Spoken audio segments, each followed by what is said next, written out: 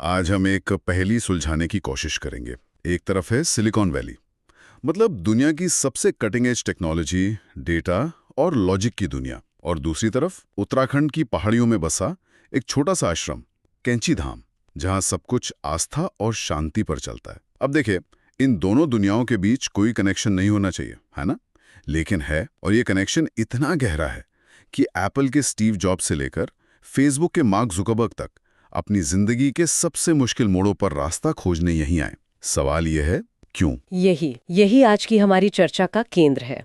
हमारे पास जो भी जानकारी है उसके जरिए हम यही समझने की कोशिश करेंगे कि कैंची धाम में ऐसा क्या है, वो कौन सी ऊर्जा है जो दुनिया के सबसे, कह सकते हैं, इनोवेटिव दिमागों को भी अपनी ओर खींचती है। हम सिर्फ इस जगह के बारे में जानेंगे नहीं, बल्कि उस सोच को समझने की कोशिश करेंगे जो एक संत की विरासत को आज की डिजिटल दुनिया से जोड़ती है। तो चलिए शुरू करते हैं इस जगह की लोकेशन से, लेकिन सिर्फ भूगोल के लिहाज से नहीं, बल्कि इसके माहौल को समझने के लिए। ये उत्तराखंड के नैनीताल जिले में है, पहाड़ों और हरियाली के बीच। नैनीताल शहर से करीब 17 किलोमीटर दूर, 1400 मीटर की ऊंचाई पर, मतलब दुनिया के शोर शराबे से काफी दूर और ऊपर। बिल्कुल, और ये दूरी बहुत जरूरी है। किसी भी आध्यात्मिक जगह की शक्ति उसके माहौल से बनती है ना? पहाड़, बहती हुई नदी और घने जंगल, ये सब मिलकर एक ऐसा माहौल बनाते हैं जहां इंसान का दिमाग अपने आप शांत होने लगता है। शायद ये पहला जवाब है हमारी पहेली का, विकर्षणों से दूरी। और इस जगह के केंद्र में है नीम करोली बाबा। कौन थे वो? जो जानकारी हमारे पास है उसके हिसाब से उनका जन्म 1900 के आसपास हुआ था। हाँ, और 1973 में उन्होंने समाधि ली। उन्हें हनुमान जी का अवतार माना जाता है। लेकिन दिलचस्प बात यह है कि उन्होंने कभी कोई उपदेश नहीं दिया, कोई किताबें नहीं लिखी, कोई पंथ नहीं बनाया। उनका संदेश बहुत सीधा था, सबसे प्रेम करो, सबको भोजन कराओ और ईश्वर को याद करो। थे। और इसी वजह से पश्चिमी देशों से आए लोग जो पारंपरिक गुरुओं से थोड़ा हिचकिचाते थे, वो भी उनसे आसानी से जुड़ पाए। अब यहीं पर स्टीव जॉब्स की कहानी आती है। बिल्कुल। वो 1974 में भारत आए थे नीम करोली बाबा से मिलने। लेकिन वो लेट हो गए। हाँ, उनके पहुंचने से कुछ महीने पहले ही बाबा समाधि ले चुके थे। सोचिए, जिस गुरु की तलाश में वो हजारों मील दूर से आए, वो उन्हें मिला ही नहीं।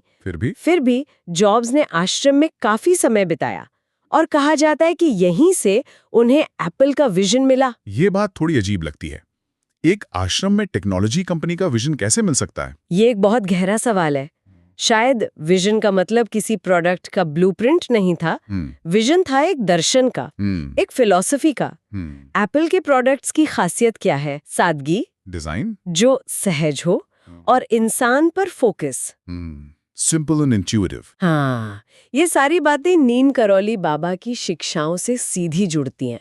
शायद उस शांत माहौल में जॉब्स को समझ आया कि टेक्नोलॉजी को जटिल नहीं, बल्कि इंसानी जिंदगी को आसान बनाने वाला होना चाहिए। शोर हटाकर सिग्नल पर फोकस करना, यही तो आध्यात्मिकता सिखाती है, और यही एप्पल का मूल मंत्र बना। सही बात है। और ये सिलसिला यहीं नहीं रुका। कई साल बाद जब फेसबुक बहुत बुरे दौर से गुजर रहा था और मार्क जुकरबर्ग उसे बेचने की सोच रहे थे, तब स्टीव जॉब्स ने उन्हें कैंची धाम जाने की सलाह दी। अब ये और भी ज्यादा दिलचस्प है। हाँ, क्योंकि ये सिर्फ एक संयोग नहीं लगता।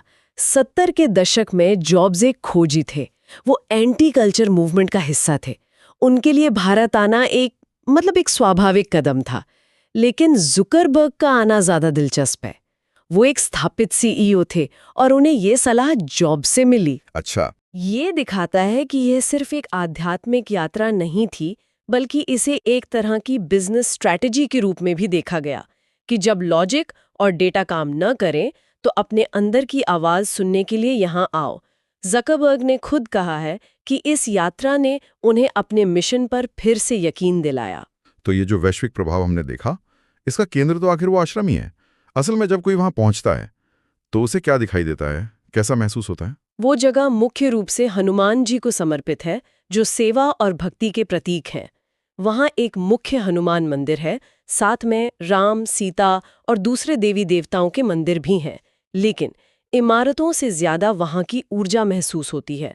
एक गहरी मान्यता है कि अगर कोई सच्चे मन से वहाँ कुछ मांगता है तो मुराद जरूर पूरी होती है। हाँ, बिल्कुल। इसी वजह से वहां पूरे साल भक्तों की भीड़ लगी रहती है। और एक दिन तो ऐसा होता है जब ये भीड़ लाखों में पहुंच जाती है। 15 जून, आश्रम का स्थापना दिवस। उस दिन एक बहुत बड़ा मेला और भंडारा होता है। और ये कोई आम भंडारा नहीं होता, इसमें भारत और विदेशों से लाखों लोग आते हैं। ये इतना बड़ा होता है कि एडमिनिस्ट्रेशन को ट्रैफिक के लिए खास इंतजाम करने पड़ते हैं ताकि कोई दिक्कत ना हो। मतलब एक तरफ लाखों लोगों की भीड़ और उत्सव, और साल के बाकी दिन वैसी ही गहरी शांति।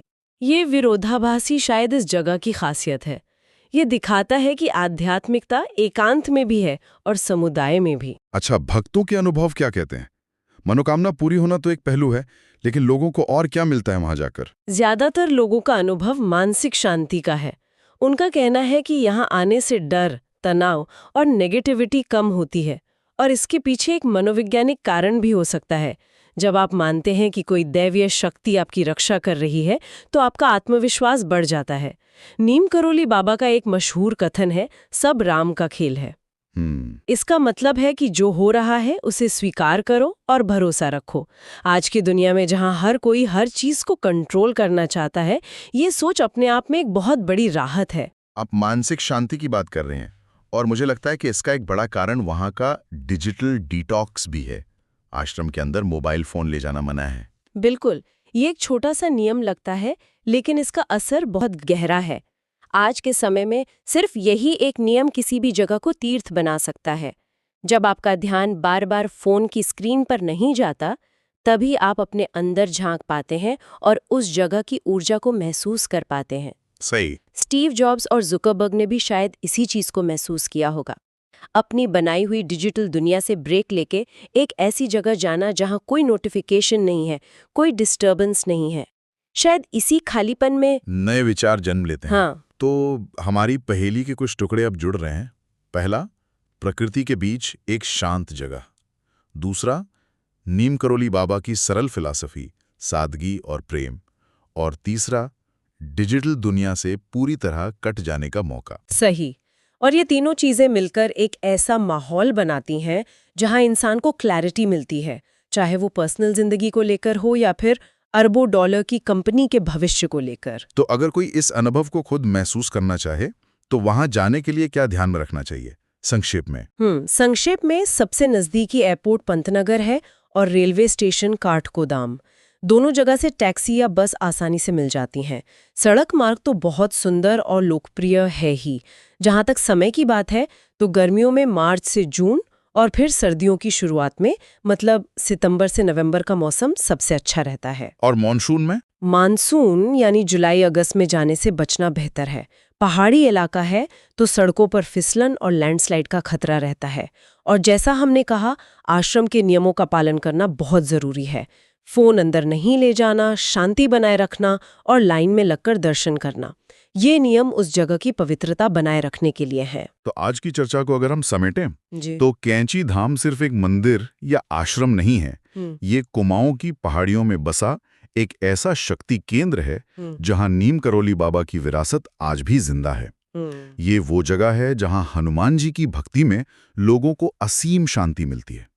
और सबसे अनोखी बात, ये वो जगह है जिसने टेक्नोलॉजी की दुनिया के सबसे बड़े नामों को भी रास्ता दिखाया। बिल्कुल, सबसे आकर्षक बात यही है कि कैसे एक पारंपरिक संत की शिक्षाएं आज के आधुनिक और जटिल सवालों का जवाब देती हैं। यह आस्था से ज्यादा अनुभव की बात है। वो अनुभव जो लोगों को वहां मिलता है, शांति का, स्पष्टता का और एक नई ऊर्जा का।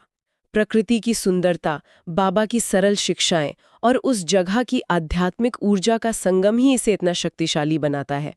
यह हमें याद दिलाता है कि जिंदगी के सबसे बड़े जवाब शायद सबसे शांत जगहों पर ही मिलते हैं। और अंत में एक विचार छोड़कर जाते हैं।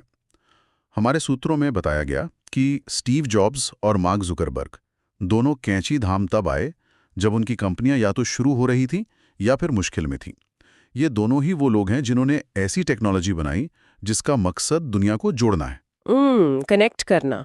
तो क्या ये सिर्फ एक इत्तेफाक है कि दुनिया को कनेक्ट करने का सबसे बड़ा आइडिया एक ऐसी जगह पर मजबूत हुआ जहां बाहरी दुनिया से डिस्कनेक्ट होना पहला नियम है?